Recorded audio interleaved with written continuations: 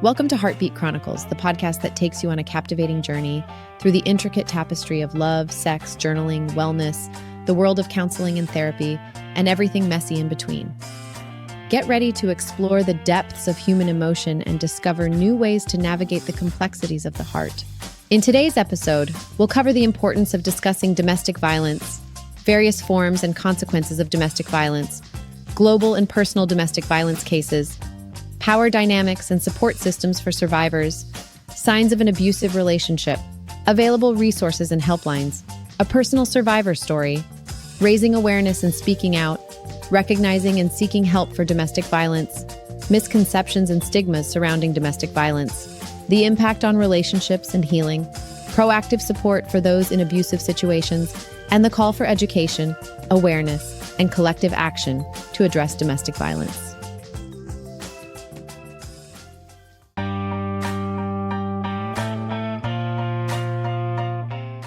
Hey there, soulful ambassadors. Welcome back to Heartbeat Chronicles, where every beat tells a story. I'm your host, Riley Mitchell, and I am so grateful to have all of you here joining us on this journey. And for those of you who are watching or listening for the first time, I want to officially welcome you as soulful ambassadors. We're thrilled to have you here with us. But before we get into today's discussion, I wanted to take a moment to acknowledge the sensitive nature of the topic we're about to dive into.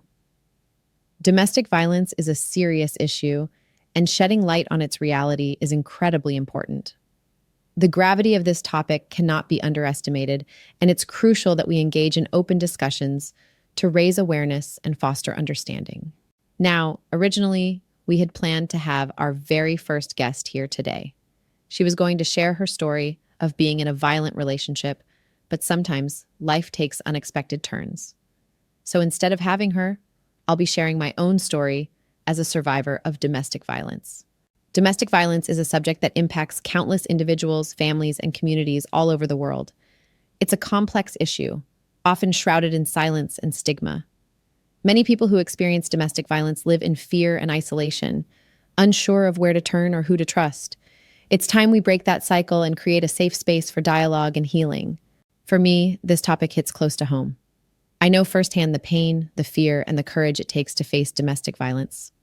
I was in a violent relationship, and the scars, both visible and invisible, have shaped who I am today. But I refuse to let those scars define me. Instead, I choose to use my voice and share my experiences in the hope of helping others find their own strength. You see, domestic violence doesn't discriminate. It affects people from all walks of life, regardless of their age, gender, race, or socioeconomic status. It can manifest in various forms, including physical, emotional, and psychological abuse. Its impact reverberates through the lives of survivors, often leaving lasting trauma that is not easily erased. So why am I sharing my story? Well, it's because I believe that through our stories, we can find solace, strength, and hope.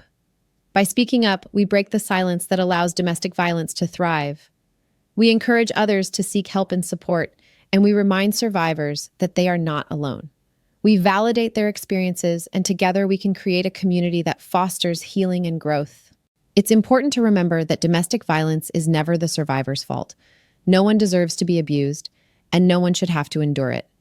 There is no shame in seeking help, whether it's through friends, family, support groups, or professional resources. Together, we can empower survivors to break free from their abusive situations and help them rebuild their lives. Through Heartbeat Chronicles, our aim is to not only highlight the stories of survivors, but also to provide a platform for education and advocacy. We want to equip our soulful ambassadors with the knowledge they need to recognize the signs of domestic violence and support those who may be experiencing it. We'll be covering a range of topics related to domestic violence, including prevention, intervention, and recovery. We'll explore the resources available to survivors and delve into the complexities of breaking the cycle of abuse. It's our hope that by amplifying these conversations, we can challenge societal norms, dismantle harmful beliefs, and create lasting change. So, my friends, as we embark on this journey together, I encourage you to stay engaged, ask questions, and share your own stories and perspectives. Let's support one another, empower one another, and build a community where no one has to suffer in silence. Thank you for being here, for being a part of Heartbeat Chronicles. I'm honored to have you on this ride, and I can't wait to see the impact we can make together. So let's take that first step and open up about domestic violence. It's time to turn pain into power and bring hope to those who need it the most. Remember, your heartbeat matters and your voice can make a difference. Keep shining your light and spreading love.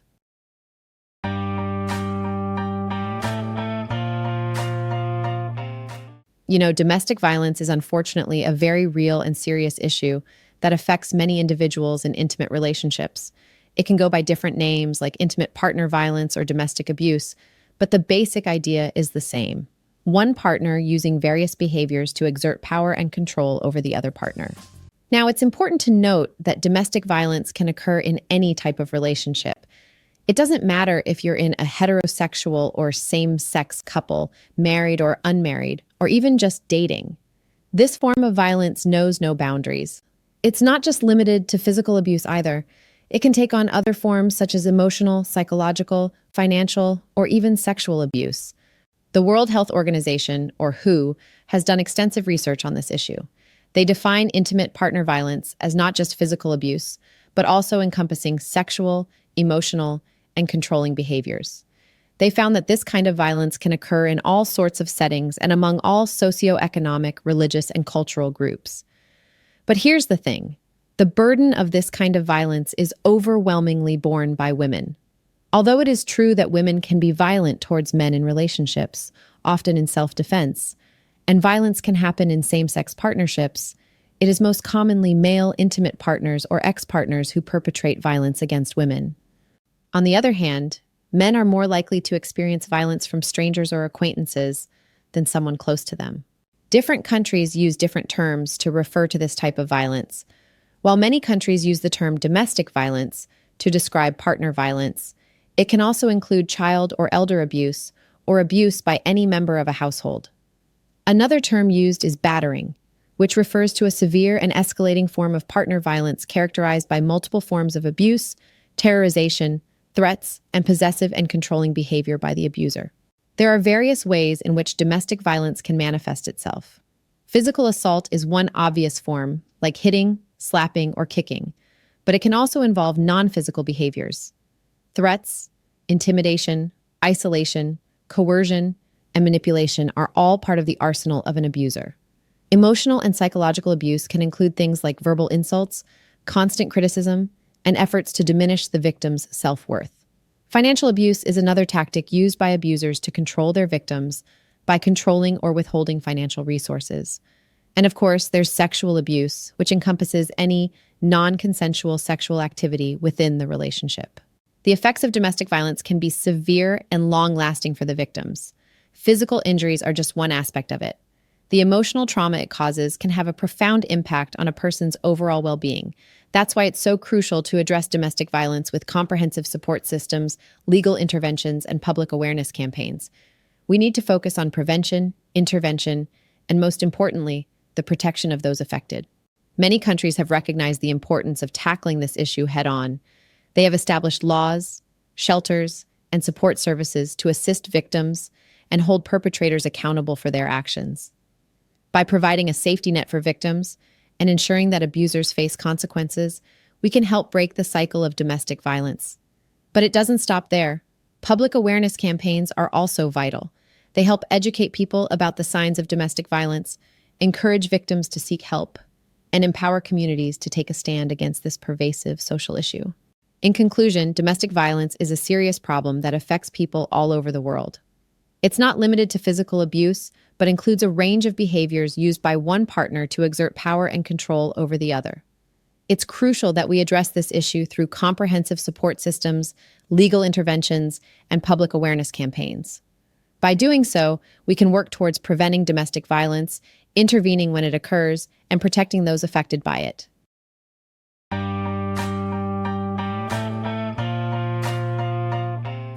Domestic violence is a serious issue that can take on many forms. We're not just talking about physical violence here, although that's certainly a part of it. No, domestic violence also includes emotional, psychological, sexual, and financial abuse. It's important to recognize all these different types so that we can address them properly. First up, we have physical abuse. This is when someone uses physical force to cause injury or harm to another person. It could be hitting, slapping, punching, kicking, any form of physical aggression. This is often what comes to mind when we think of domestic violence, but it's not the only form it can take. Next, we have emotional or psychological abuse. This is when someone engages in behaviors that undermine another person's mental and emotional well-being. It could involve verbal abuse, insults, constant criticism, humiliation, manipulation, and threats. The goal of this type of abuse is to break down the victim's self-esteem and make them feel powerless. Then there's sexual abuse. In the context of domestic violence, this refers to any non-consensual sexual activity or coercion. It can include rape, unwanted sexual advances, forced sexual acts. Basically, any use of sex as a means of control. Sexual abuse is a violation of a person's autonomy and can have long-lasting effects on their well-being. Another form of abuse is financial abuse. This is when someone controls or limits access to financial resources as a way to exert power and control over the victim. Tactics may include withholding money, preventing the victim from working, or exploiting their financial dependence. It's a subtle form of abuse, but it can have a devastating impact on someone's life. Stalking is yet another form of domestic violence. It's a pattern of repeated intrusive behaviors aimed at causing fear or distress.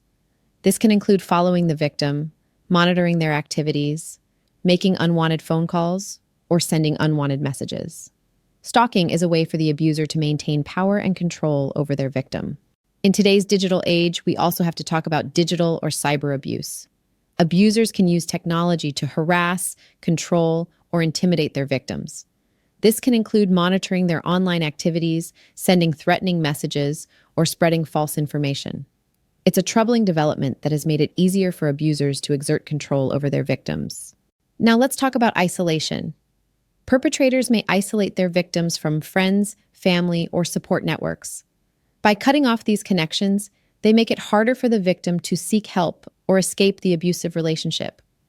It's a way for the abuser to maintain control over their victim and prevent them from reaching out for help. We can't forget about spiritual or cultural abuse either. Some abusers may manipulate and control their victims by exploiting their spiritual or cultural beliefs. They'll use these aspects of their identity to justify or excuse their abusive behavior. This kind of abuse can make the victim feel trapped and unable to escape the cycle of abuse. Now, let's shift our focus to femicide. It's a severe form of domestic violence that deserves our attention. Femicide refers to the intentional killing of women because they are women. It's a tragic outcome of gender-based violence and often occurs within the context of an intimate relationship. Femicide highlights the extreme consequences of unchecked power and control dynamics in certain relationships. It's a stark reminder of just how dangerous domestic violence can be.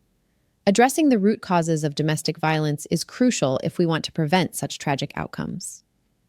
We need to take a hard look at the societal norms and cultural attitudes that enable and perpetuate violence against women. Efforts to combat domestic violence and femicide involve various strategies. Legal measures play a significant role in holding perpetrators accountable for their actions. Support services for victims, such as shelters and counseling, are essential in providing them with the help they need to rebuild their lives. Public awareness campaigns aim to educate communities about domestic violence and challenge harmful beliefs. And education initiatives seek to change cultural norms that contribute to violence against women. Domestic violence is a complex issue, but we must continue our efforts to address it. By understanding the different types of abuse and working towards a society that fosters respect and equality, we can create a world where everyone feels safe and secure in their own homes.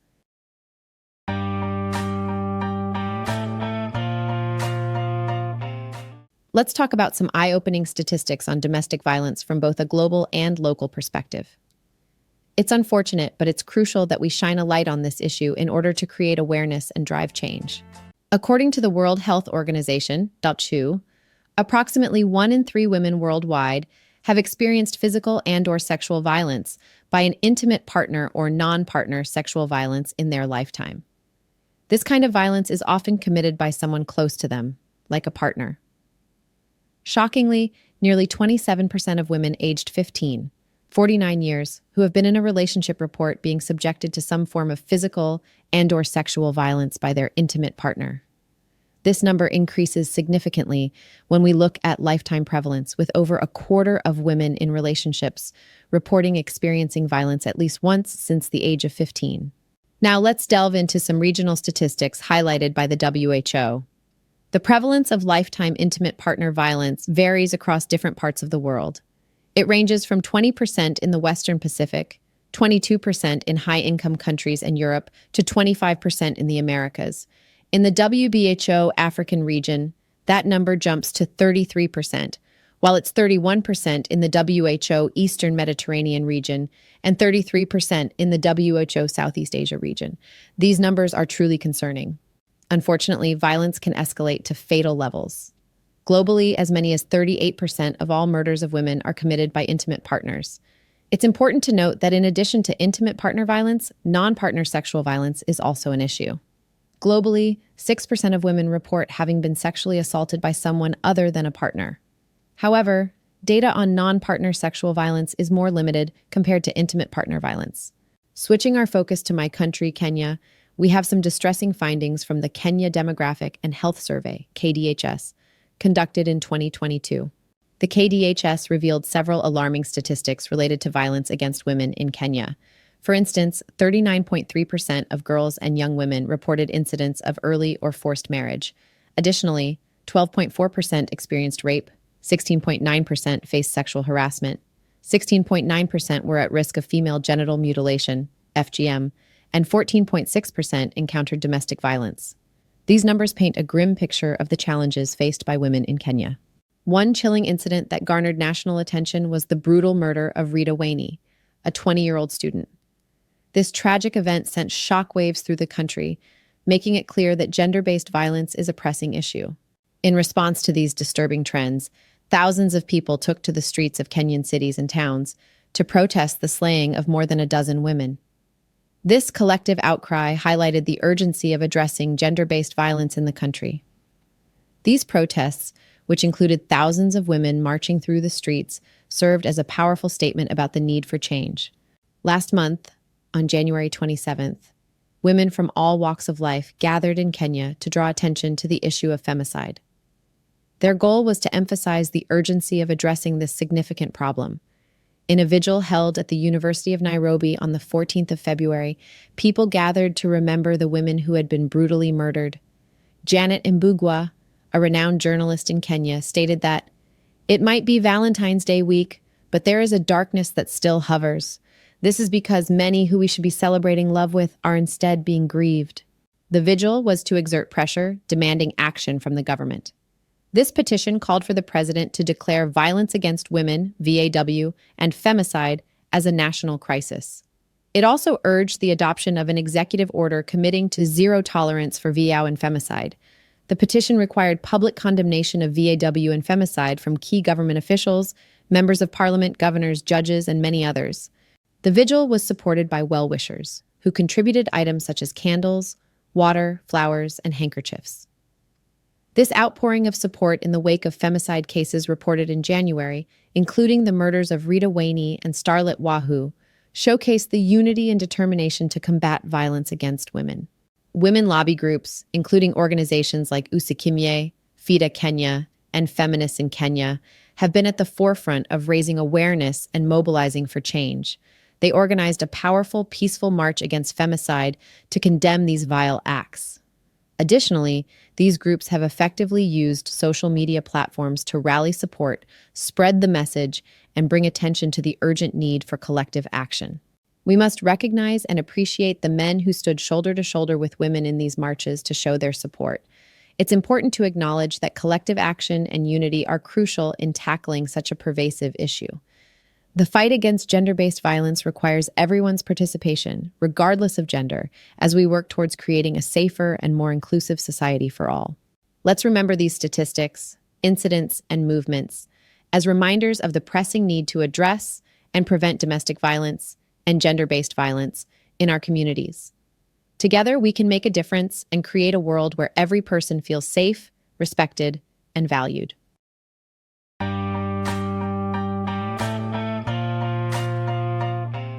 Power dynamics and control play a pivotal role in abusive relationships. They contribute to the complexity and insidious nature of the abuse, making it crucial to understand these dynamics. Let's delve deeper into some key points that highlight the significance of power dynamics and control in abusive relationships. Firstly, it's important to note that abusive relationships typically involve a significant power imbalance. In these situations, one partner exerts control over the other, often manifesting in various forms. Controlling finances, decision-making, and social interactions are just a few examples. This imbalance of power creates an environment where one person's needs, desires, and boundaries are consistently disregarded, while the other retains control. Abusers maintain control through manipulation and coercion. Emotional manipulation, guilt tripping, and exploiting vulnerabilities are common tactics used by abusers. By playing with the victim's emotions and forcing them to comply, abusers ensure their hold on the relationship remains intact.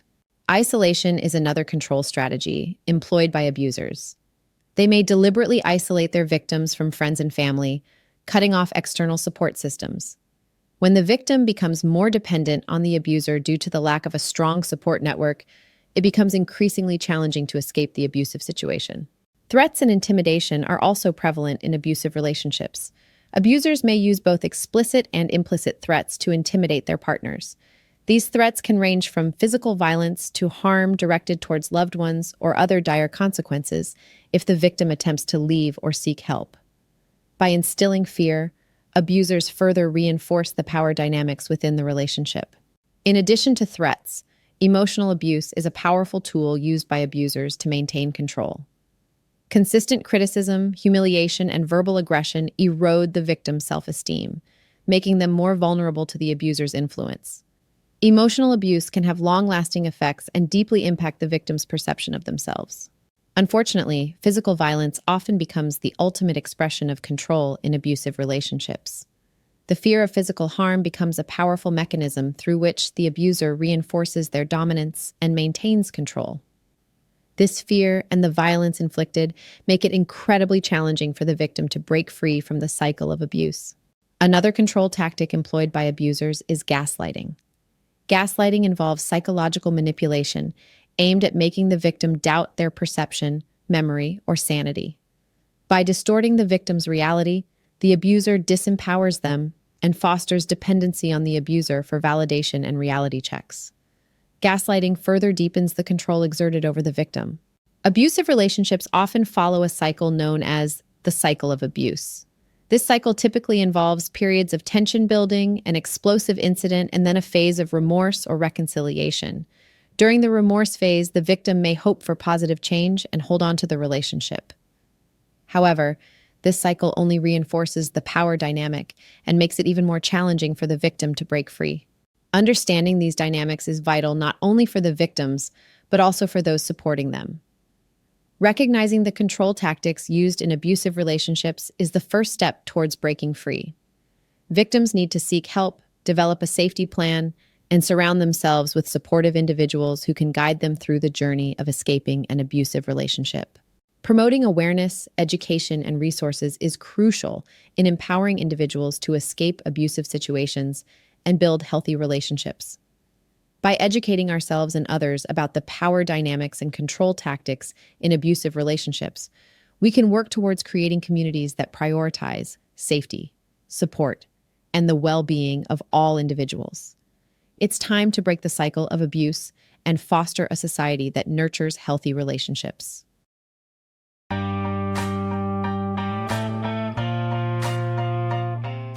Domestic violence is a global issue that affects countless individuals around the world. Notable cases from various countries shed light on the pervasive nature and severity of this problem. Let's take a closer look at some of these cases, including instances from Kenya.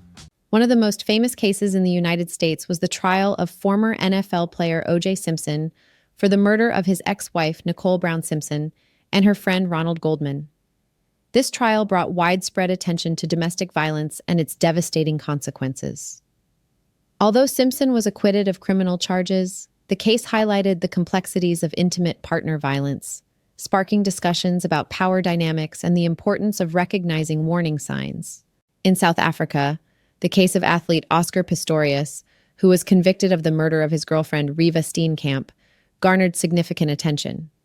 This highly publicized trial raised awareness not only about domestic violence in South Africa, but also about the prevalence of gender-based violence globally. It reminded the world of the urgent need to address this issue and promote a safer society. Moving on to India, the Nirbhaya gang rape case sent shockwaves across the nation. The brutal rape and murder of a young woman on a bus in Delhi sparked outrage and brought attention to the need for societal change regarding gender-based violence. Although this case is not a typical example of domestic violence, it highlighted the urgent need to address violence against women and the pressing need for a shift in societal norms. Australia has also witnessed its fair share of devastating cases that have shed light on domestic violence. The murder of Hannah Clark and her 3 children by her estranged husband shocked the entire nation and led to calls for action to address this issue. The case served as a stark reminder of the need for better support for victims and increased accountability for perpetrators. It prompted discussions about the importance of recognizing warning signs and intervening before it's too late. In Kenya, domestic violence cases have been heavily influenced by cultural norms, economic disparities, and inadequate legal frameworks. These factors contribute to the complex interplay of issues leading to domestic violence within the Kenyan context. Let's explore some notable cases from Kenya that have brought attention to this pressing issue. In 2019, the case of Mary Wambui Kamangara, a businesswoman, made headlines. She was tragically murdered by her estranged husband, Joseph Kori Karu, and his mistress, Judy Wangui Mungai. This case shed light on issues of infidelity, domestic violence, and the complex dynamics that exist within relationships. It emphasized the urgent need for intervention and support for victims facing such hazardous situations. Another heartbreaking case in Kenya was the murder of Mercy Nyeri in 2016. She was brutally killed by her husband, and this tragedy brought attention to the severity of domestic violence in the country. The case sparked conversations about the need for immediate intervention and support for victims, underlining the urgency of addressing this issue at the societal level. In 2021, Millie Chebby, a popular content creator, bravely shared her experience with domestic violence. Her story resonated with many as she opened up about her journey, aiming to raise awareness and encourage others to seek help. Millie's courage and determination to break the silence surrounding abuse highlighted the importance of supporting and empowering survivors. The revelations made by media personality Terry-Ann Chebet in 2016 also added to the discourse on domestic violence in Kenya. Terry-Ann spoke openly about her experience with domestic violence within her own marriage, challenging the misconception that abuse only occurs in certain demographics or socioeconomic groups. Her openness prompted discussions on the prevalence of abuse, even within seemingly successful individuals' lives. In addition to these cases, there have been recent high-profile instances of femicide in Kenya. Femicide is an extreme form of gender-based violence that results in the killing of women. Cases reported in January include the tragic deaths of university student Rita Wainey and socialite Starlet Wahoo, among others. These cases, among many others, have contributed to increased awareness about domestic violence within Kenya. They serve as a stark reminder of the urgent need to address the root causes, provide support for survivors, and foster a culture that condemns all forms of intimate partner violence. In conclusion, domestic violence is a global issue that requires our immediate attention.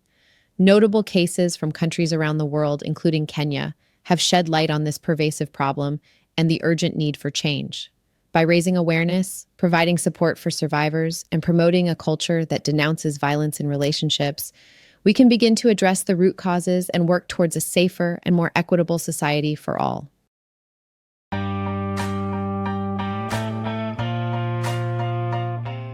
Power and control dynamics, silencing and fear, and the impact on children are common themes and patterns seen in cases of domestic violence. These aspects highlight the complexities and challenges faced by survivors while emphasizing the need for support and safety. In many cases of domestic violence, there is a clear pattern of the abuser seeking to exert power and control over the victim. This dynamic can take on various forms, such as isolating the victim from friends and family, manipulating their finances, or using emotional coercion to maintain dominance. By understanding these power and control dynamics, we can better grasp the complexities of abusive relationships and the immense challenges faced by survivors. Another significant theme is the silencing and fear experienced by victims. Many survivors face obstacles in reporting abuse due to fear of the abuser, shame, or the lack of support from friends, family, or the community. The fear that accompanies domestic violence can be paralyzing, leaving victims feeling trapped and helpless. Breaking the silence around domestic violence is essential not only to support survivors, but also to create an environment where they feel safe to seek help and access the resources they need to escape their abusive situations. Moreover, it is crucial to acknowledge the impact that domestic violence has on children who witness or experience it. Growing up in a home where violence is present can have severe and long-lasting effects on children's well-being, development, and future relationships. Witnessing or experiencing domestic violence can lead to emotional and behavioral issues, trauma, and a cycle of violence that perpetuates to the next generation. Addressing this issue requires comprehensive support systems that cater to both adults and children affected by domestic violence. By recognizing these common patterns and addressing the underlying dynamics of power and control, silencing and fear, and the impact on children, we can strive to create a safer and more supportive environment for survivors of domestic violence. It is essential to provide survivors with the resources they need to break free from abusive situations and to build their lives anew. Additionally, it is crucial to empower survivors to speak out against domestic violence, helping raise awareness and education about this pervasive issue. Support systems play a vital role in addressing domestic violence. These systems should encompass various components, including shelters and safe houses, counseling services, legal advocacy, and community outreach programs. By offering survivors a comprehensive network of support, we can help them navigate the challenges they face and guide them towards a path of healing and empowerment. Furthermore, education plays a crucial role in breaking the cycle of domestic violence. By raising awareness about the signs and effects of abuse, we empower individuals to identify and address abusive behaviors. Education should also focus on promoting healthy relationships, consent, and respect, providing individuals with the tools they need to foster safe and respectful interactions. Prevention efforts are equally vital in combating domestic violence. By addressing the root causes and societal factors that contribute to abusive relationships, we can work towards creating a culture that rejects violence and promotes healthy relationship dynamics. Prevention initiatives may include community-based programs, campaigns, and educational workshops that challenge gender norms, promote gender equality, and teach conflict resolution skills. In conclusion, understanding the common themes and patterns of domestic violence is crucial to addressing this pervasive issue effectively. Power and control dynamics, silencing and fear, and the impact on children are recurring elements that highlight the complexities and challenges survivors face. By providing comprehensive support systems, raising awareness, prioritizing education, and focusing on prevention, we can strive to create a society where domestic violence is not tolerated and survivors feel safe, supported, and empowered to build a better future.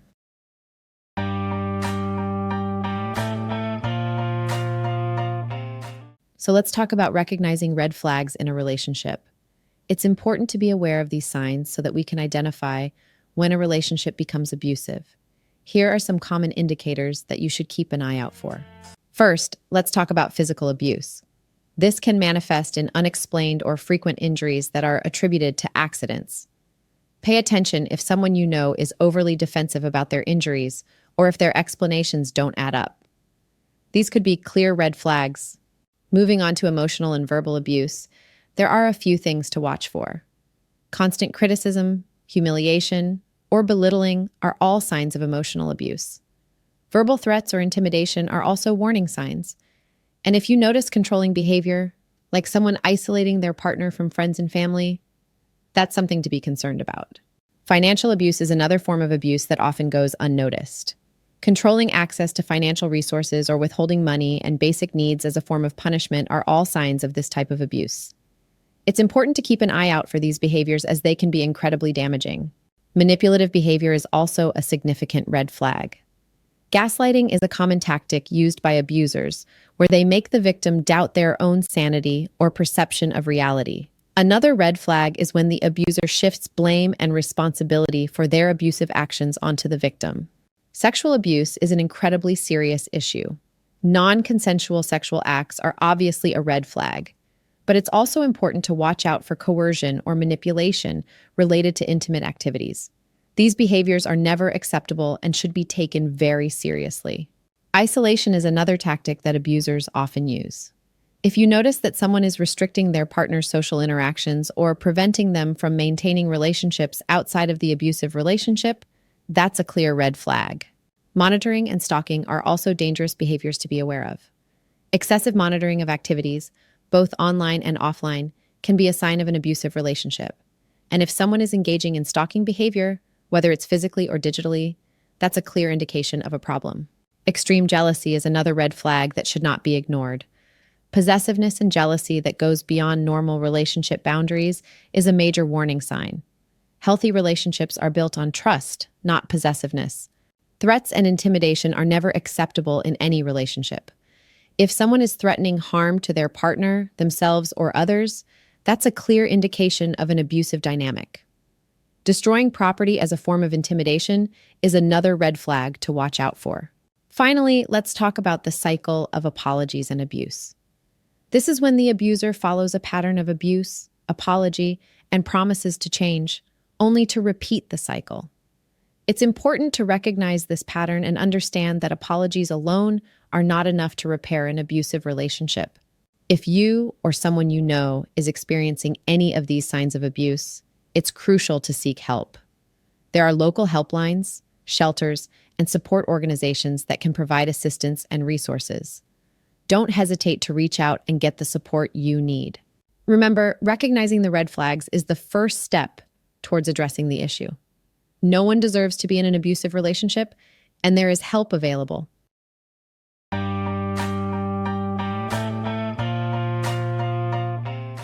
If you or someone you know is dealing with domestic violence, it's important to remember that you don't have to face it alone.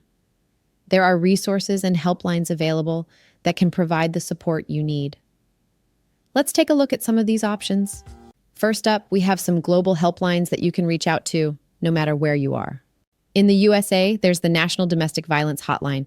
You can call them at 1-800-799-SAFE, 7233, or visit their website at www.thehotline.org. For our friends in the UK, the National Domestic Abuse Helpline is available at 0808 2000 247. You can also check out their website at www.nationaldehelpline.org.uk. If you're in Australia, you can reach out to 1800 RESPECT by calling 1800 737 732. Their website, www.1800respectorg.ou, can provide you with more information and resources. In Canada, the Assaulted Women's Helpline is there to help. Give them a call at 1-866-863-0511 or visit www.awl.org for further assistance. Now, if you're in India, the National Commission for Women, NCW, has a helpline that you can reach at 1091 or 1291. Their website, www.ncw.nic.in, can provide you with additional support. These global helplines are just a starting point, but there are also other resources available for assistance. The International Directory of Domestic Violence Agencies has a wealth of information and can be found at www.dvrcv.org.au/international-directory-domestic-violence-agencies. Befrienders Worldwide offers emotional support worldwide. You can find more information on their website, www.befrienders.org. In the USA, RAIN, Rape, Abuse, and Incest National Network, is a sexual assault helpline that you can contact at 1-800-656-HOPE 4673. Check out their website, www.rain.org, for more resources. For those in Canada, Shelter Safe provides information on shelters and resources. Visit www.sheltersafe.ca to learn more. It's important to remember that these resources are available to support you, no matter where you are in the world. However, local resources in your specific region may also be available, and community-based organizations are often tailored to the local context. Let's switch gears now and focus on domestic violence resources and helplines in Kenya. If you or someone you know in Kenya is experiencing domestic violence, there are organizations and helplines that can provide support. The Gender Violence Recovery Center, GVRC, has a 24/7 hotline at 0719-981-659. You can also visit their website at www.nairobiwomenshospital.org.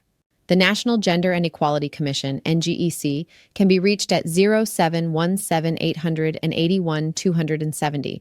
For more information, check out www.njkenya.org. FIDA Kenya, Federation of Women Lawyers, is another organization that offers support. Give them a call at 0734-600-666 or visit their website at fidakenya.org. Childline Kenya is available at 116 to provide assistance. Find out more at www.childlinekenya.co.ke. The Cradle. The Children's Foundation can be reached at 020-267,700. Visit www.cradlekenya.org for additional resources. If you require medical assistance, AMREF Flying Doctors can be contacted at 0737-600-1020. Check out their website, flydoc.org, for more information. The Psychiatric Disability Organization, PDO, is available at 0708-393-396. For further support, visit www.pedokenya.org. Additionally, you can reach out to Usikimi Organization on Instagram at usikimi_ or find them on Facebook. Remember, seeking help is a brave step, and these organizations are here to assist you. If you're in immediate danger or need urgent assistance, don't hesitate to contact your local law enforcement or emergency services. To make things easier for you, we will provide all the links and organization contacts on our Instagram handles at heartbeat_chronicles and at _soulful_Riley. If you're watching us on YouTube, you can find all the information in the description box below. Stay strong, and remember that there is support out there for you.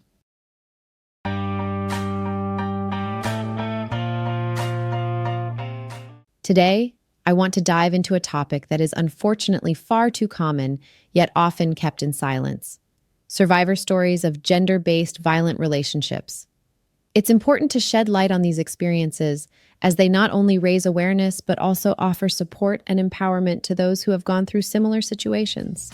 Now, I'd like to share with you my own survivor story, a personal account of my abusive relationship. This story takes place during my time as a student at Masai Mara University in Narok, Kenya in 2018. I was a second-year student, having just taken a break from a previous breakup for about a year. I felt ready to venture back into the dating world. One particular day, a friend invited me to a party where I would unknowingly come across the person who would later become my abuser. At the party, everything seemed to be going well, and my friend was even invited to an after-party. This is where I first encountered my abuser, who insisted that I should join them because he was interested in getting to know me better. I was instantly captivated by him. He seemed to fit the mold of my ideal man, the type I had always envisioned. He was older, working, and had a goatee, which was something I found particularly attractive. In short, he checked all the boxes of what I thought I wanted in a partner. We continued to spend time together, going on dates and getting to know each other. Over time, we developed strong feelings for one another and eventually decided to start dating. In the beginning, everything seemed perfect. He made me feel loved, showering me with affection and promises of a future together. He would often reiterate how he didn't want anyone else to have me, expressing his desire to marry me. However, things began to change after the first 6 months of our relationship. He became increasingly possessive and started questioning why I spent so much time with my friend who had introduced us. He would accuse her of being a bad influence and claim that she would lead me astray by introducing me to other men. Essentially, he labeled her as a prostitute and painted her in a negative light. In an attempt to protect our relationship, I decided to distance myself from my friend, severing our friendship. Unfortunately, this didn't alleviate the insecurity and mistrust that had started to consume my boyfriend. He constantly accused me of flirting with other guys on campus, even while I was attending classes. He would claim that his friends had seen me with different people and would insinuate that I was being unfaithful. Our arguments revolved around these baseless accusations, and I would often challenge him to provide any evidence or photos that supported his claims. Of course, he was never able to produce any. As time went on, the emotional abuse and micromanagement began to take its toll on me. I gradually lost interest in the activities I once loved, feeling suffocated and restricted. I had to sever ties with my male friends, as my boyfriend had become the only person I felt I could turn to or speak with besides my own family. It became a monotonous routine, going from class to the house, with him being the sole source of companionship. And this is where the next chapter of my story begins.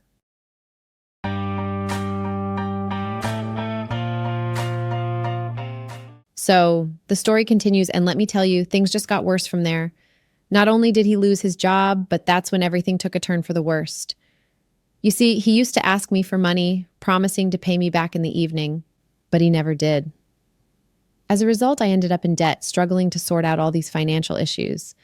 The worst part was I couldn't even confide in my mom because I was scared of what she would say. All this emotional stress started taking a toll on me, and I began losing weight rapidly.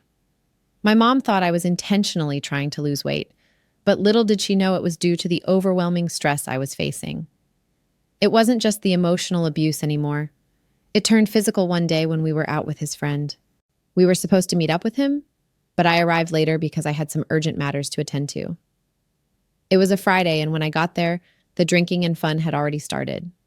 The friends had their girlfriends with them, and this place we were at was like a field where you could order drinks and even sit by a bonfire. So we all gathered around the bonfire, enjoying ourselves. Suddenly, his friend offered to order some food for me from town since the place only served drinks. The food arrived, and as I started eating, his friend jokingly said to him, "Leo, am treating your girlfriend, so don't bother ordering." It seemed harmless, but something didn't feel right. He kept giving me strange looks and smiling, as if there was something behind that smile. Then he signaled for us to go somewhere quieter to talk. Confused, I followed him to a quieter spot near the cars. That's when he started accusing me, saying, "Babe, you can disrespect me in front of my friends?" I was utterly baffled because I had no idea what he was talking about. So I asked him what I had done because I genuinely didn't understand. Before I could even finish my sentence, he slapped me across the face. Shocked and in pain, I asked him why he had done that, but his response left me speechless. He accused me of cheating on him with his friend, the one who had bought me dinner. It escalated into a heated argument, and he attempted to hit me again, but one of his friends intervened. This friend held him back and scolded him for his actions, emphasizing that men should never lay a hand on women. He also vouched for my character, affirming that I wouldn't cheat and that I was a good person. The friend stood up for me, telling him to stop with his baseless accusations and insisting that he apologize to me. While all this was happening, I was already calling for a ride to come and pick me up. I couldn't trust being in the same car with him anymore. Thankfully, the friends managed to calm me down, and we all went home together. The next day, he showered me with gifts, went shopping, and begged for forgiveness, promising that it would never happen again.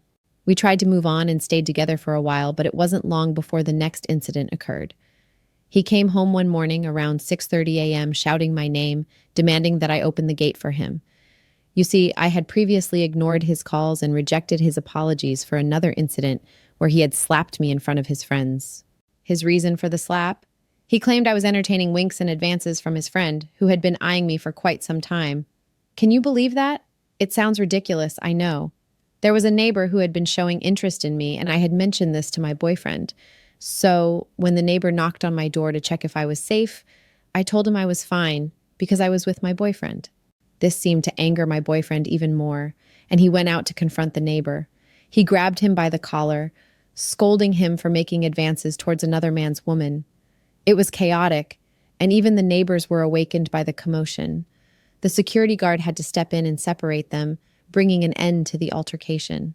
Once we were back inside the house, my boyfriend continued his ranting.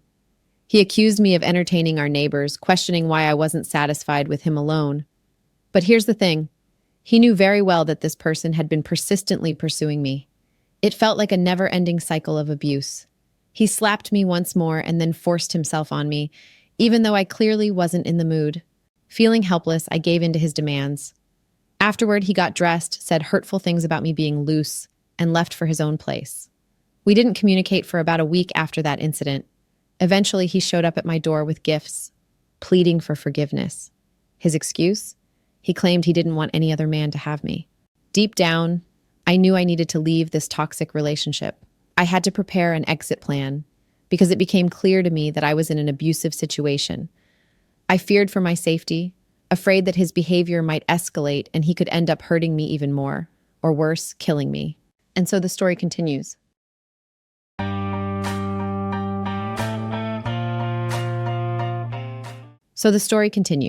My love for him had diminished, and I started to resent him. I wasn't happy at all. The last time he assaulted me was when we were out with his friends, who were all praising him for having a good woman. They joked that if he didn't treat me right, they would snatch me away from him. He laughed at the time, but when we were in the car heading home, he started accusing me of sleeping with his friends. I told him I wasn't interested in the relationship anymore and demanded that he stop the car. At first, he thought I was joking, but I insisted, so finally, at the corner near my house, he halted the car. He said, "Fine, if you want to end the relationship, then it's okay." I got out of the car and started walking towards the gate of my house. But suddenly someone grabbed me. It was him. He started assaulting me, beating me with slaps, kicks, and even punches. Everything went black for a second, and when I regained consciousness, he told me that no one else could have me but him. He ordered me to go back to the car, and we went home. After dropping me off, he left for Nairobi the next day for a week-long meeting. It was on that day that I realized if I didn't escape, I might end up dead. I took a loan from my M-Shwari account, added some cash, and planned my evacuation. I bribed the watchman not to disclose my location and promised to double the amount he offered. I also gave false information about where I would be staying, just in case. I found another place to live, in a different part of town, and I was finishing up my 3rd year of studies. I made a vow to myself not to date or get involved with men until after I graduated. When he returned, he discovered I had moved out and tried calling me, but eventually gave up. I changed my routines, and thankfully the meeting he had attended led to him getting a job in Nairobi. Our paths no longer crossed. I never imagined that I would find myself in an abusive relationship. I had heard about such cases happening to others, but I never thought it could happen to me. This relationship made me lose faith in myself, and I developed trust issues. He would even demand to smell me to check if I had been with someone whenever I went outside, whether it was for class or shopping.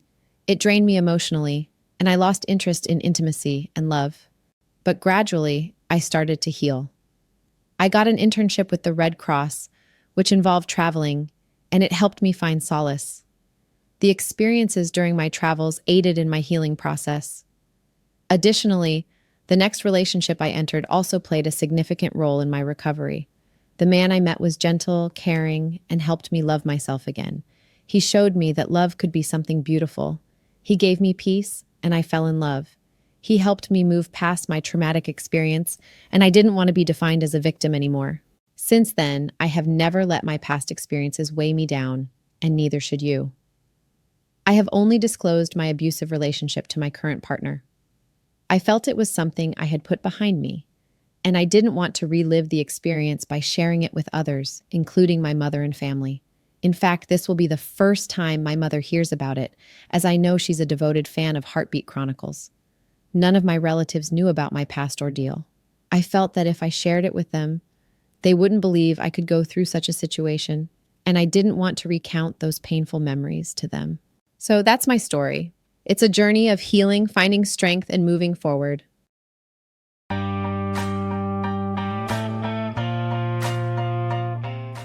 Life can be a wild dance, filled with highs and lows. Sometimes we find ourselves tangled up in shadows that dampen our light. But guess what? You're not alone. And deep within you, there's a strength that can rise above any darkness. I've been through my fair share of stormy seas in an abusive relationship. But let me tell you something important.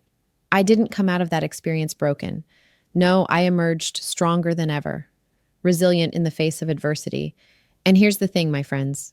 When it comes to love, it should never compromise who you are or your well-being. Remember, my friend, you hold the power to break free and rediscover the brilliance within you. I won't lie and say it's an easy path, but with each step you take away from toxicity, you reclaim your autonomy. Love should be a sanctuary, a safe haven, not a battleground of pain and suffering. Deep within your heart, there's a flame that burns bright and cannot be extinguished. It's up to you to nurture it, to choose yourself, your peace, and your safety. You are deserving of a love that lifts you up, respects you, and cherishes you. Hold on tight to this truth, for it serves as your compass that will lead you out of the shadows and into the light.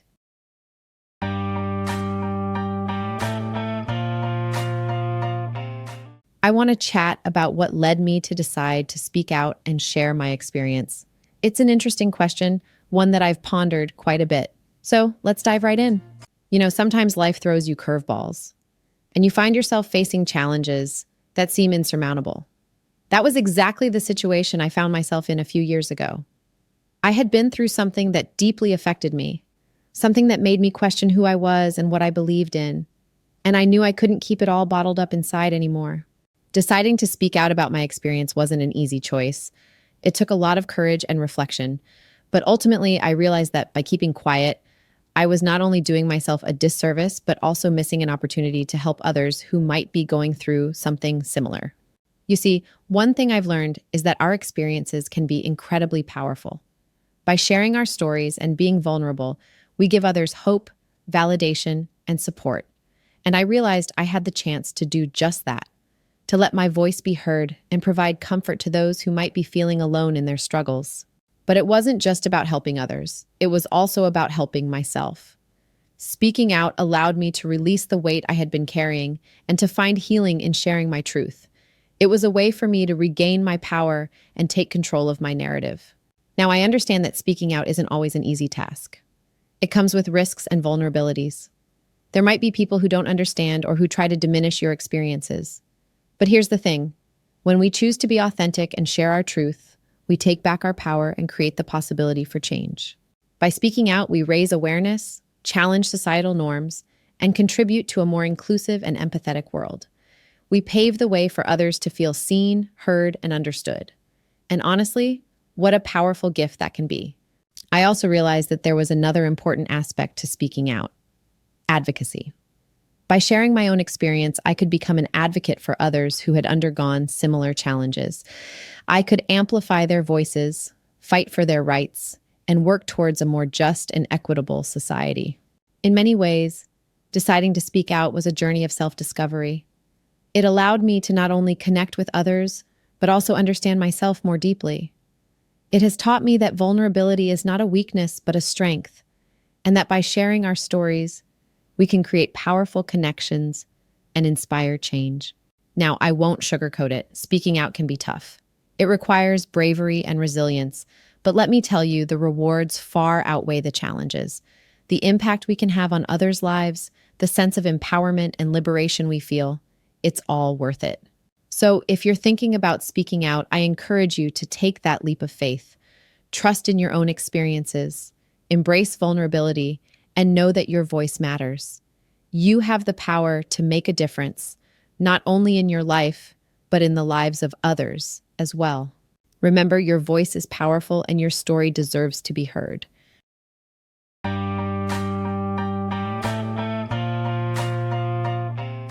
So, how did I initially recognize or understand that I was experiencing domestic violence? Well, it took me some time to come to terms with it, but there were definitely some signs along the way that I couldn't ignore. First of all, the most obvious sign was the physical abuse, the often slaps he used to give me. In addition to the physical abuse, there were also other forms of violence that I was experiencing. Verbal abuse was a prominent feature of my relationship. My partner would constantly belittle me, yell at me, and criticize everything I did. No matter what I did, it was never good enough. This constant barrage of negativity really took a toll on my self-esteem and made me question my own worth. Another red flag for me was the isolation. My partner would often try to control who I could spend time with, limiting my interactions with friends and family. They would manipulate situations so that I felt guilty for wanting to spend time with anyone other than them. Gradually, I found myself becoming more and more isolated, which only made it easier for my partner to exert control over me. Financial abuse was another aspect of my experience with domestic violence. My partner would constantly control my access to money, making it almost impossible for me to have any financial independence. They would monitor how I spent every cent, put me in debts, and would often use money as a way to manipulate and control me. It was a constant battle to have any sense of financial freedom. Looking back, there were also other signs that I missed or didn't fully understand at the time. For example, the constant presence of fear and anxiety in my life was a clear indication that something was wrong. I remember constantly walking on eggshells, never knowing when the next outburst or physical attack would happen. Living in fear became the norm for me, and I started to believe that this was just how relationships were supposed to be. It wasn't until I started educating myself about the dynamics of domestic violence that I truly began to recognize what was happening to me. I learned about the power and control wheel and started to see how all the different forms of abuse were interconnected. This knowledge was a turning point for me. It made me realize that I wasn't alone and that there was a way out. Recognizing that I was experiencing domestic violence was a difficult and emotional journey. It involved me confronting the reality of my situation, facing my fears, and acknowledging that I deserved better. But once I made that realization, it gave me the strength and determination to break free from the cycle of abuse. If you or someone you know is experiencing domestic violence, it's important to remember that you are not alone. There is help available, whether it's through friends and family, support groups, or professional organizations. You deserve to live a life free from violence and fear.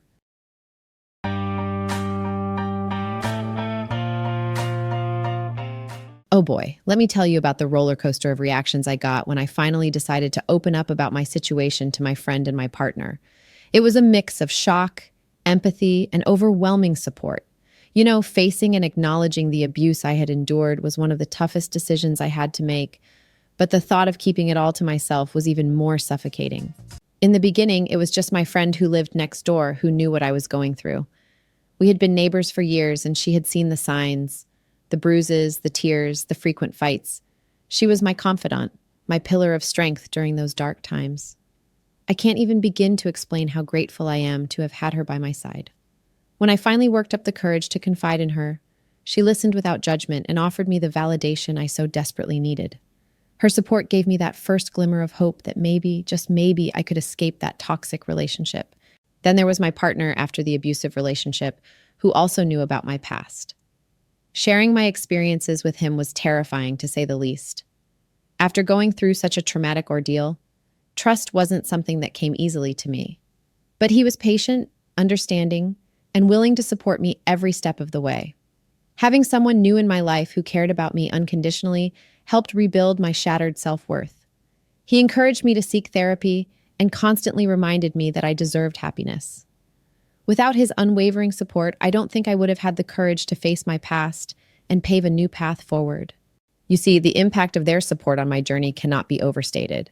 It provided me with the foundation I needed to rebuild my life and relearn what a healthy relationship looked like.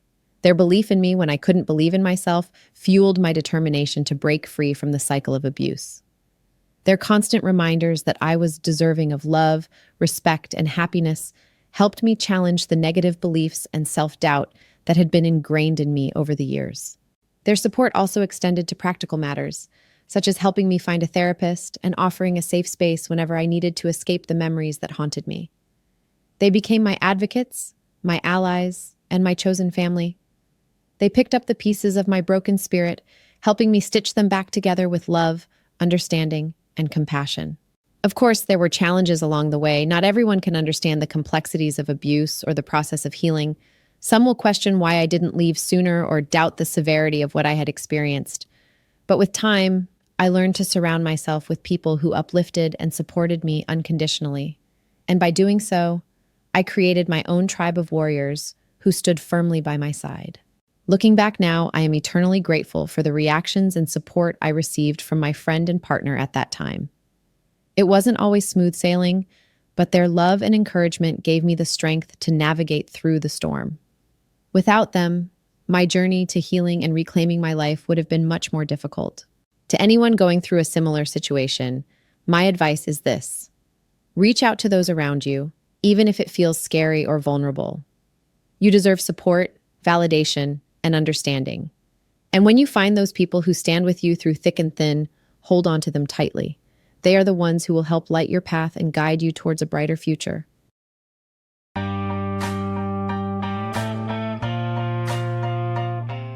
So, breaking free from an abusive situation was definitely not an easy task. There were a number of challenges I had to face along the way, but I did manage to overcome them. One of the biggest challenges I faced was fear. Fear of what might happen if I tried to leave, fear of the unknown, and fear of retaliation. It's natural to feel scared when you're in an abusive relationship because the abuser has a hold over you and you never know how they might react. But I knew deep down that I couldn't continue living in that toxic environment, so I had to find the strength within myself to face my fears head on. Another challenge I encountered was the manipulation and gaslighting from my abuser. He would constantly try to convince me that I was the problem, that I deserved the mistreatment, and that I would never be able to survive on my own. This emotional manipulation can make you doubt your own judgment and question your worth. Overcoming this involved a lot of self-reflection and relearning my self-worth. Financial dependence was another major hurdle for me. It's not easy to leave an abusive situation when you're financially reliant on your abuser. They often use money as a means of control, making it difficult to save up or have access to resources that would enable you to escape. However, I knew that I needed to find a way to become financially independent in order to break free. Another obstacle I faced was the emotional trauma that I had experienced. Abusive relationships leave deep scars that sometimes take a long time to heal. Dealing with the emotional fallout meant seeking professional help and leaning on the support of my loved ones. I prioritized my mental health by regularly seeing a therapist who specialized in trauma. Through therapy, I was able to understand the impact of the abuse on my well-being and develop coping mechanisms to deal with the triggers and emotional turmoil that arose. Journaling and practicing self-care became important parts of my healing process as well. Lastly, the legal aspect of leaving an abusive relationship was not an issue for me because I had moved to a new place, changed routines, and my abuser moved to a different town. I think it was God working on my behavior because he did not think of tracking me or so there was no need to get a restraining order or involve the police. In conclusion, breaking free from an abusive situation comes with its fair share of challenges. But with determination, support, and the right resources, these obstacles can be overcome. Facing and overcoming the fear, navigating the manipulative tactics, securing financial independence, and healing from emotional trauma were all key steps in my journey towards freedom. If you find yourself in a similar situation, remember that you are not alone and there is help available. It won't be easy, but you have the strength within you to overcome the challenges and create a brighter future for yourself.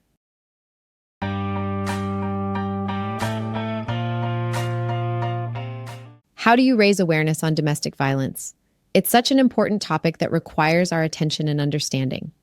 Now, when it comes to what people need to understand about domestic violence, there are a few critical aspects that I think are worth highlighting. Let's dive into them. First and foremost, it's crucial to recognize that domestic violence can happen to anyone, regardless of their gender, age, or background. This is a common misconception, as many still perceive domestic violence as something that only affects women. However, it's essential to understand that both men and women can be victims of domestic violence, and both should have access to support and resources. Next, we need to shed light on the fact that domestic violence isn't just limited to physical abuse. While physical violence is undoubtedly a significant aspect, it's equally important to acknowledge other forms of abuse, such as emotional, psychological, and financial abuse. These forms may be less visible but can have equally damaging effects on the victims. Additionally, it's essential to understand that domestic violence is not isolated incidents of abusive behavior. It often occurs in patterns over an extended period. This repetitive and cyclic nature of abuse makes it difficult for victims to break free from their situation. By recognizing this pattern, we can better understand why leaving an abusive relationship isn't always as simple as it may seem. Another critical aspect that needs awareness is the manipulation and control tactics used by abusers. Abusers often exert power and control over their victims, isolating them from family and friends, manipulating their thoughts and emotions, and making them dependent on the abuser. Understanding these tactics can help us better support victims by recognizing the signs of abuse and offering them resources to break free. Education about the impact of domestic violence on mental and physical health is also crucial in raising awareness. Survivors of domestic violence often experience long-lasting effects on their mental health, such as anxiety, depression, post-traumatic stress disorder, PTSD, and even suicidal thoughts. Additionally, the physical injuries resulting from domestic violence can range from mild to severe, sometimes even leading to fatalities. Furthermore, it's vital to understand that domestic violence doesn't just affect individuals. It impacts families and communities as a whole. Witnessing domestic violence as a child can have long-term effects on a person's well-being and future relationships. It can perpetuate a cycle of abuse, where individuals who grow up in violent households are more likely to become abusers themselves or end up in abusive relationships. By understanding this, we can break the cycle and work towards healthier and safer communities. An often overlooked aspect of domestic violence is its connection to gender inequality and harmful societal norms. These norms perpetuate power imbalances, stereotypes, and toxic masculinity, making it easier for domestic violence to thrive. Addressing these underlying factors is crucial in truly tackling the root causes of domestic violence and creating a society where it is not tolerated. In terms of raising awareness, it's essential to focus on open and non-judgmental communication. Many victims of domestic violence feel ashamed, embarrassed, or fearful of speaking out due to stigma or fear of retaliation. By creating safe spaces for survivors to share their stories without judgment, we can empower them to seek help and support. We also need to educate ourselves and others about the available resources and support systems for survivors of domestic violence.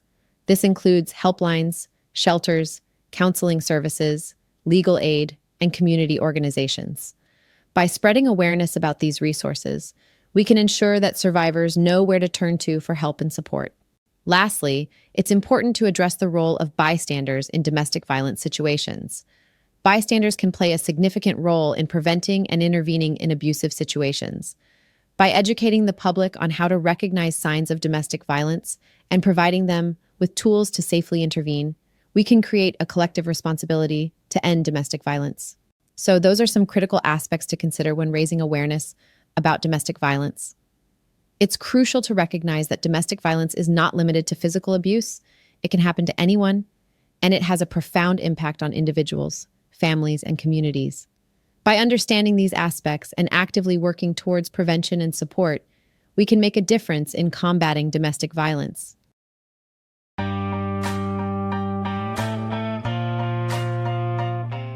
Can abusers change? It's a complex question, and it's understandable that you're seeking some answers. The reality is that change is possible for everyone, including abusers. But it's crucial to recognize that change is a personal journey that requires genuine commitment, effort, and professional support. If an abuser genuinely wants to change, there are steps they should take to address their behavior and work towards transformation. Firstly, it's important for them to acknowledge and take full responsibility for their abusive actions. This means facing the consequences of their behavior and being willing to make amends. Next, seeking professional help is essential. A qualified therapist or counselor who specializes in domestic violence can provide guidance and support throughout the healing process. They can help abusers understand the root causes of their abusive behavior, such as past trauma or learned patterns, and work towards building healthier coping mechanisms. Participating in an intervention or treatment program specifically designed for abusers can also be beneficial. These programs offer a structured environment where abusers can learn about the impact of their actions, develop empathy, and acquire essential skills to prevent future abusive behavior. It's vital for abusers to actively engage in these programs, complete assigned tasks, and remain committed to personal growth. Additionally, a strong support system can make a significant difference. Abusers should surround themselves with people who encourage their journey of change and hold them accountable for their actions. Friends, family, or support groups can offer guidance and serve as a source of accountability and encouragement. However, it's crucial to recognize that change is a personal decision, and not all abusers are willing or capable of transforming their behavior. So, what should we do to stop someone from becoming an abuser? Prevention is key when addressing abusive behaviors. Promoting healthy relationship dynamics, emotional intelligence, and effective communication skills in schools, communities, and families from an early age can play a vital role in preventing abusive tendencies from developing. Education and awareness programs should emphasize the importance of consent, respect, and boundaries. Furthermore, it's vital to foster a culture where victims feel safe to speak out and seek support. Encouraging open conversations about domestic violence, reducing stigmas surrounding abuse, and providing accessible resources are all crucial steps towards preventing and addressing abusive behavior. Early intervention is also essential. Recognizing signs of potential abuse and addressing them promptly can be crucial in stopping the cycle. Teaching individuals about warning signs of abusive behavior and promoting bystander intervention can help ensure that potential abusers are confronted and held accountable for their actions, before they can cause harm. Legal measures are also necessary to protect victims and hold abusers accountable. Effective legislation and rigorous enforcement can serve as deterrents and provide victims with the means to seek justice. This includes implementing strict penalties for abusers and providing support systems for victims, such as restraining orders and shelters. It's important to note that preventing someone from becoming an abuser requires a collective effort. It's not solely the responsibility of victims or potential victims to prevent abuse. Society as a whole must challenge cultural norms that perpetuate abusive behaviors such as toxic masculinity and gender inequalities. By addressing these underlying issues and promoting equality, we can create a safer environment for everyone. In conclusion, change is possible for abusers, but it requires personal commitment, professional help, and a strong support system. Prevention of abusive behavior involves education, early intervention, fostering a supportive culture, and implementing legal measures. By addressing abusive tendencies head-on and working towards a society that values healthy relationships, we can strive to prevent abuse and create a safer, more compassionate world for all.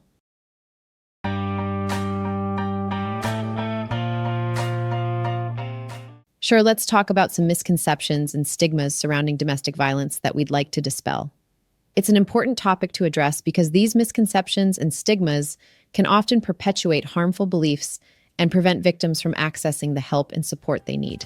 One common misconception is that domestic violence only occurs in certain types of relationships or socioeconomic backgrounds. The truth is, domestic violence can happen to anyone, regardless of their race, gender, age, or socioeconomic status. It can affect individuals in heterosexual, same-sex, or any type of relationship. It's crucial to understand that domestic violence is not exclusive to any specific group, and that no one is immune to its impact. Another misconception is that domestic violence is always physical. While physical abuse is certainly one form of domestic violence, it is not the only one. Domestic violence encompasses a wide range of abusive behaviors, including emotional, psychological, sexual, and financial abuse. These forms of abuse can be just as damaging and should not be dismissed or downplayed. Furthermore, there's a stigma associated with victims of domestic violence, often portrayed as weak or deserving of the abuse. This couldn't be further from the truth. No one deserves to be abused, and victims of domestic violence are not weak. In fact, they demonstrate immense strength and courage in surviving and seeking help. It's important to shift the blame from the victims to the perpetrators and provide support and understanding to those who have experienced domestic violence. Another harmful misconception is that domestic violence is a private matter and should be kept behind closed doors. This belief only perpetuates the cycle of abuse and prevents victims from seeking help. Domestic violence is a societal issue, and it requires a collective effort to address and eradicate it. By breaking the silence and speaking out about domestic violence, we can empower survivors and create a supportive environment where they feel safe to seek assistance. There's also a misconception that domestic violence only happens to women. While women are more commonly reported as victims of domestic violence, it's crucial to acknowledge that men can also be victims. It's essential to provide inclusive support services and not overlook or neglect the experiences of male victims. By recognizing that domestic violence affects individuals regardless of gender, we can ensure that all victims receive the help and support they need. Another myth is that victims of domestic violence can easily leave abusive relationships. In reality, leaving an abusive relationship can be extremely complex and dangerous. Abusers often exert control over their victims through various tactics, such as isolation, manipulation, and threats. Leaving may pose significant risks for the victim, both physically and emotionally. It's important to offer support and resources that assist victims in safely leaving abusive relationships and rebuilding their lives. Furthermore, some people may believe that domestic violence only affects adults. However, children who witness or experience domestic violence are also greatly impacted. These children may suffer from emotional trauma and long-term psychological consequences. It's essential to address the needs of these children and provide them with the necessary support and resources to heal and thrive. It's also important to dispel the notion that domestic violence is a one-time incident. In reality, it often escalates over time and tends to be a pattern of abuse. It's important for victims, as well as friends, family, and community members, to recognize the signs of domestic violence and take appropriate action to intervene and support the victim. Lastly, there's a misconception that relationship counseling can fix an abusive relationship. While counseling may be beneficial for improving communication and addressing conflicts in some relationships, it is not a solution for domestic violence. Abusers need to be held accountable for their actions and undergo specialized intervention programs specifically designed for perpetrators of domestic violence. The safety and well-being of the victim should always be prioritized above attempting to salvage an abusive relationship. In conclusion, dispelling misconceptions and stigmas surrounding domestic violence is crucial for raising awareness and providing support to victims. By understanding the true nature of domestic violence and challenging these harmful beliefs, we can create a safer and more compassionate society for all individuals affected by this devastating issue.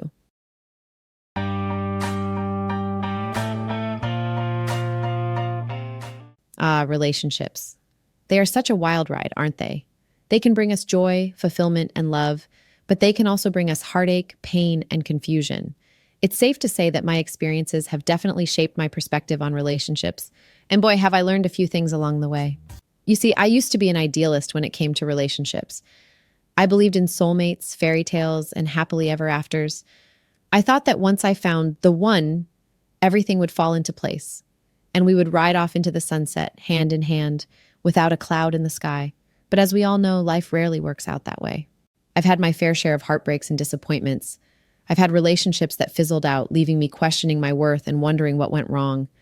I've also had relationships that ended abruptly, leaving me with a broken heart and a sense of betrayal. But through it all, I've come to realize that relationships are not always rainbows and butterflies. They take work, commitment, and sometimes a whole lot of patience. One of the most important lessons I've learned is that it's essential to prioritize my own well-being in a relationship. In the past, I tended to lose myself in my relationships, putting my partner's needs and wants above my own. It led to a lot of resentment and unhappiness, so I've made a conscious effort to take care of myself first. This means setting boundaries and communicating my needs to my partner. It means not compromising my values or sacrificing my happiness for the sake of the relationship. It means recognizing that I am worthy of love and respect, and that I deserve to be with someone who appreciates and supports me just as much as I appreciate and support them. Another crucial step I've taken to prioritize my well-being and healing is to focus on self-growth and self-acceptance. I've come to understand that in order to have a healthy and fulfilling relationship with someone else, I first need to have a healthy and fulfilling relationship with myself. I've explored therapy and counseling to help me navigate through past wounds and traumas. I've practiced self-care, whether that means taking a break when I need it, pampering myself with a spa day, or simply spending time alone to recharge and reflect. I've also embraced self-compassion, learning to be kind to myself and forgiving my past mistakes. It's not always easy, though. Healing takes time and it can be a messy, non-linear process, but I've come to realize that it's worth it. By prioritizing my own well-being and healing, I am able to show up fully in my relationships without any leftover baggage or emotional wounds. It allows me to be more present, more open, and more authentic with my partner. Of course, no relationship is perfect. There will always be challenges, disagreements, and moments of doubt. But by prioritizing my well-being and healing, I'm better equipped to handle these bumps in the road. I've learned to communicate effectively, to listen with empathy, and to approach conflict with compassion. And you know what? These lessons and experiences have not only shaped my perspective on relationships, but also enriched my life as a whole. They have taught me to appreciate the highs and lows, the ups and downs, and the beautiful messiness of love and connection. They have made me stronger, more resilient, and more understanding. So here's to the journey of relationships, the good, the bad, and everything in between. May we continue to grow, learn, and prioritize our well-being along the way.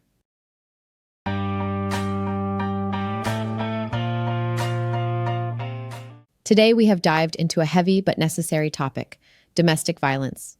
It's an issue that knows no boundaries, affecting people from all walks of life across all corners of the globe. Our goal in this episode is to foster open, honest dialogue around domestic violence, while also shining a light on the incredible bravery and strength of survivors. And most importantly, we want to issue a call to action to all of our listeners, encouraging you to be proactive in supporting friends and family members who may be experiencing abuse. Domestic violence can take many forms: physical, emotional, or psychological. It's not limited to a specific gender, age group, or socioeconomic background.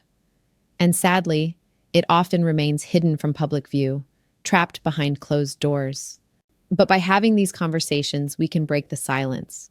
We can create an environment where survivors feel safe and supported, and where domestic violence can no longer thrive. So, what can you do to help?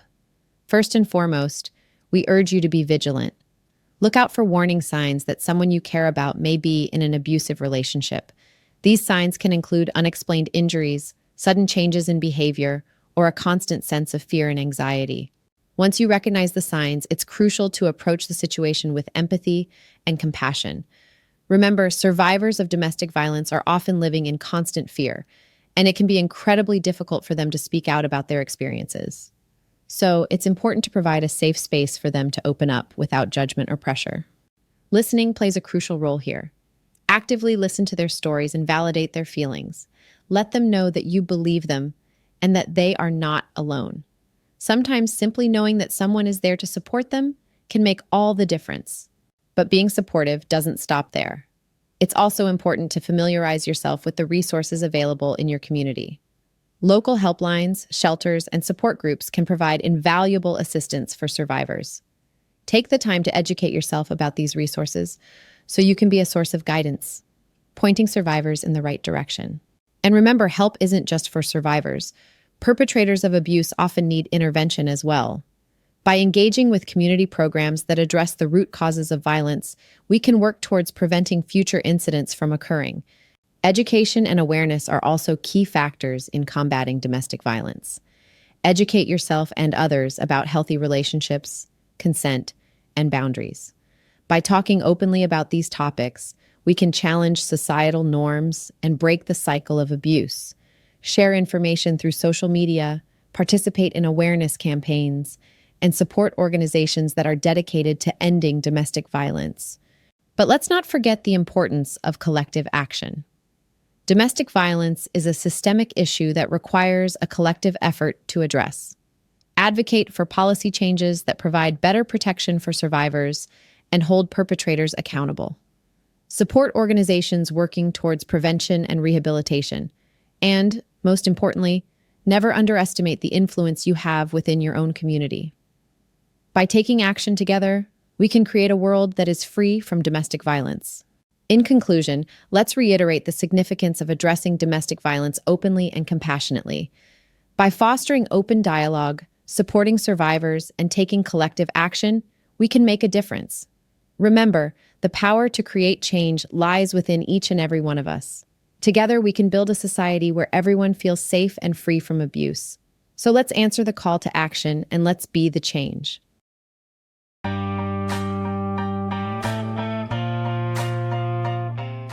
Wow, it's hard to believe we're coming to the end of today's episode.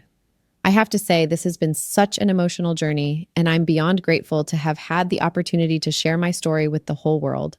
It's time to break the silence and shed some light on a topic that needs our attention. Now, before we dive right in, let's take a moment to reflect on the power of storytelling. Sharing our experiences not only helps us heal, but also creates a sense of unity amongst us all. So thank you for being here, for listening, and for being a part of this incredible journey. Today, we're going to delve into a topic that is often pushed aside or ignored: silence. It's amazing how silence can speak volumes, hiding secrets, pain, and unspoken words. But it's time to break that silence, to bring these stories to light, and to give voice to those who have been silenced for far too long. When we talk about breaking the silence, we're shedding a light on topics that have been kept in the dark for too long. It's about breaking down the barriers that prevent us from having open and honest conversations about important issues. It's about creating a safe space for everyone to share their stories without judgment or fear. Silence can be a powerful tool, but it can also be incredibly damaging. It can trap us in our own thoughts and prevent us from reaching out for help. It can isolate us and make us feel alone in our struggles. But by speaking up, by sharing our stories, we can start to dismantle the silence and create a world where everyone has a voice. So let's take a moment to imagine a world where silence is shattered. A world where no one feels the need to hide their true selves or their experiences. A world where everyone feels empowered to speak their truth and know that they will be heard and supported. Breaking the silence isn't just about sharing our own stories. It's about giving a voice to those who have been silenced. It's about amplifying the voices of the marginalized and oppressed. It's about standing up for what is right and using our platforms to fight against injustice. Throughout history, there have been countless examples of individuals who have broken the silence and sparked change. From civil rights activists to survivors of abuse, these brave individuals refused to let their voices be silenced. They risked everything to bring attention to the issues that mattered most to them, and because of their courage, progress was made.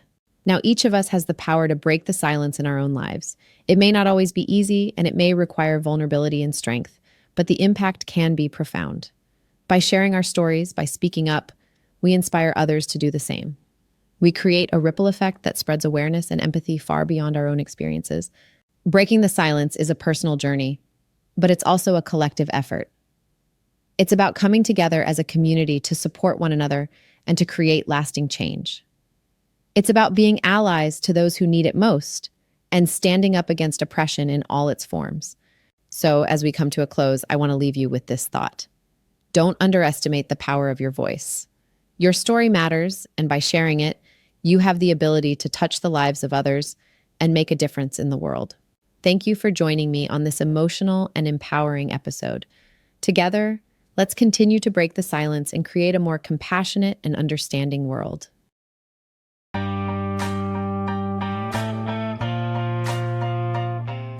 Hey there, soulful ambassadors. I just wanted to take a moment to express my sincere gratitude to each and every one of you who consistently show your support by liking, commenting, and engaging with us. Your love and involvement mean the world to us, and we truly appreciate it. And to those of you who are watching or listening right now, thank you so much. Your presence here means a lot. If you enjoyed this video, don't forget to subscribe, hit that like button, and of course, don't forget to hit that notification bell. Now, I want to take a moment to remind you about the valuable links and contacts of organizations, resources, and helplines that are available to provide support. You can find all these in the description box if you're watching us on YouTube or on our Instagram handles at heartbeat_chronicles and _soulful_Riley. These links can be incredibly helpful, so make sure to check them out if you or someone you know is in need. Now, let's move on to the next episode teaser. Get excited for our upcoming Q&A episode, which is personally one of my favorites. Why, you ask? Well, it's because I get to connect with all of you, my lovely soulful ambassadors, through your questions. Some of the questions are quite personal, and I'm honored that you trust me to provide answers based on my knowledge or even offer advice if needed. It's a beautiful way for us to interact and grow together. Don't forget to follow us on all our social media platforms at heartbeat_chronicles. And as for me, you can find me at _soulful_Riley. Help spread the love by sharing our content with your friends, family, and anyone you think might benefit from it or find it helpful. And remember, there's a link in our Instagram bio that leads you to our other socials, so make sure to remind your loved ones about it too. Thank you all once again for being such incredible supporters of our work. Your presence, engagement, and trust in us means everything. We look forward to continuing to provide you with more soulful content that resonates with you. Stay tuned for the exciting episodes that lie ahead, and until then, keep shining your beautiful light. And with that, I'll wrap it up. Take care, stay soulful, and keep spreading the love. Catch you in the next episode, my wonderful soulful ambassadors.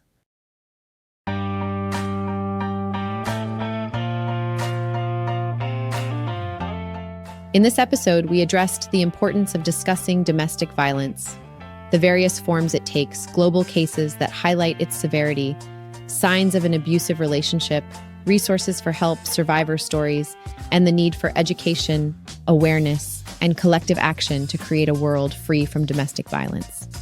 Thank you for joining us today on the Heartbeat Chronicles, where we explore the complexities of love, sex, wellness, and the messy in between.